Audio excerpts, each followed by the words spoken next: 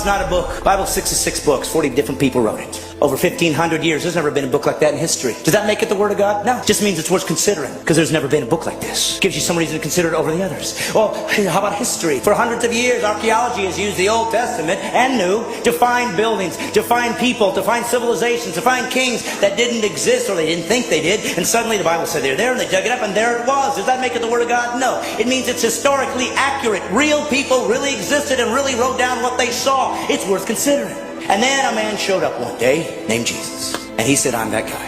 And he fulfilled all 300 prophecies. That's impossible. People could say, well, yeah, they just wrote it afterwards and filled it all in. But we know that the first Greek translation of the Old Testament was done 250 years before Jesus was born.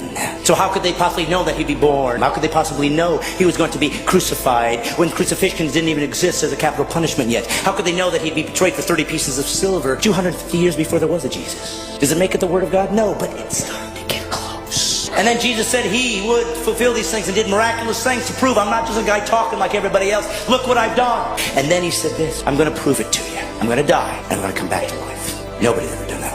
And he died, and all those who were with him 3 years ran in fear. And they ran away, and they said, I guess we were wrong. And then something happened. Something happened that made all of these guys come back and be willing to be martyred for one reason. They said this, I saw him die, and I saw him come back.